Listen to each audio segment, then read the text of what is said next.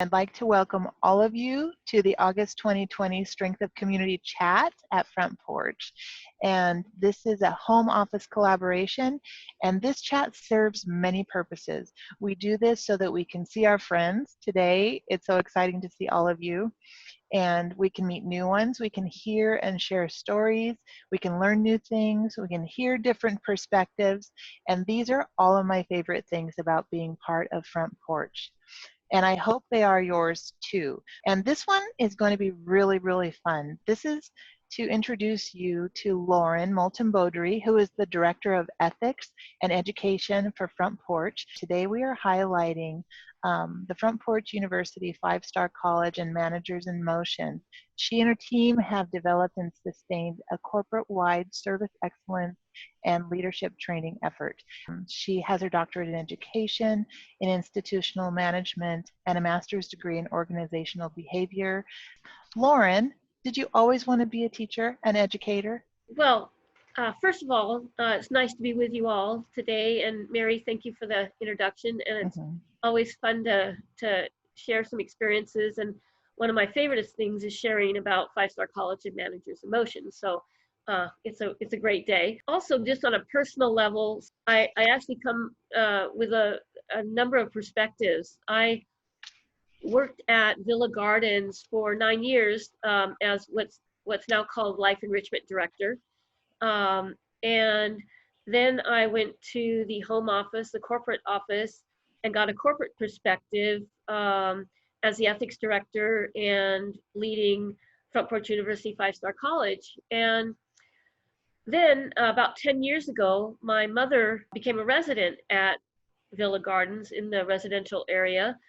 And, you know, I have to say that you think you know an organization and you think you know an industry, kind of all goes out the window when you get the perspective of being the daughter of a resident at a community. So I have the joy to, my mother did pass 3 years ago, but she had a wonderful experience at Villa Gardens. And it just was very interesting to have that, those three perspectives, I guess I should say. So before I answer your question, Mary, I will get around to it.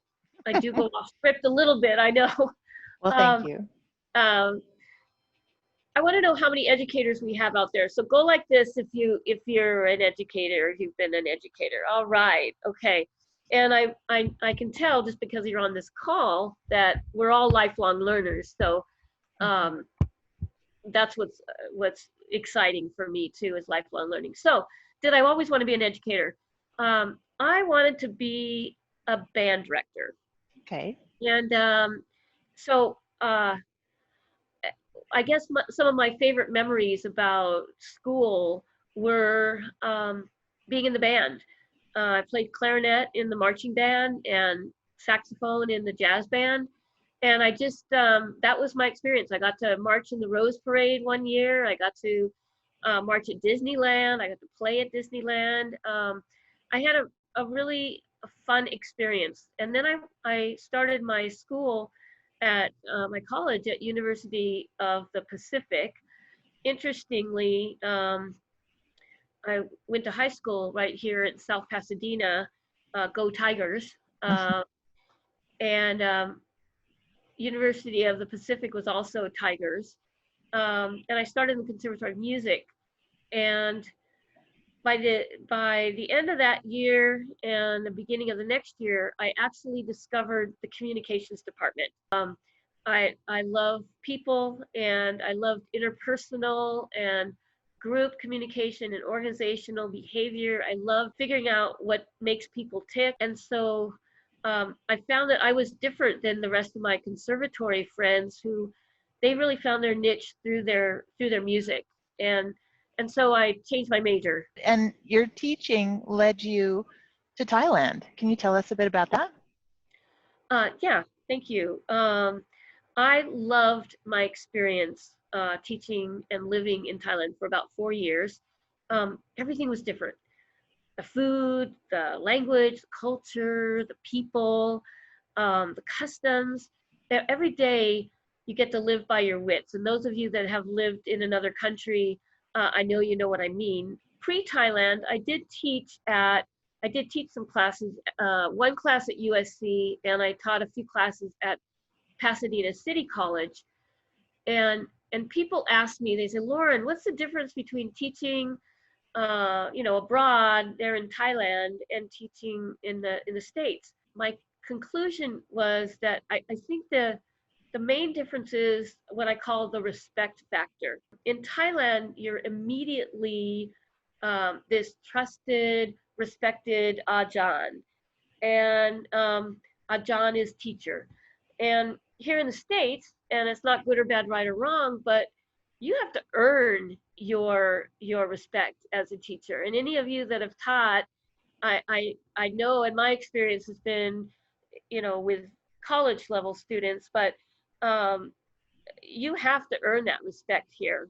And bless us if we can do that. I mean, that's not an easy thing. I actually got to teach in Thailand at the beginning of what was called the communicative language teaching movement there. Students would learn English with their Thai teachers, and the Thai teachers would teach English in Thai. And so it was kind of interesting. Everything became kind of by rote, and they were learning English by rote. And so, for example, the teacher would ask in Thai, what color is your shirt? And then the Thai student would say, my shirt is white. And they'd go through, student by student, and they might be wearing a blue shirt, but my shirt is white.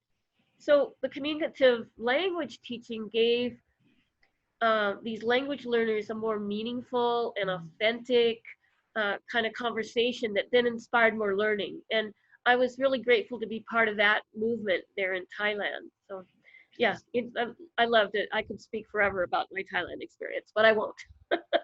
Well, and from personal experience, I know that actually has impacted what you have done at Front Porch with the different cultures that you've taught and the different methods that you've used, and just that cultural understanding in general is enough, but it makes more sense to me now. So that's really wonderful. Thank you for sharing that.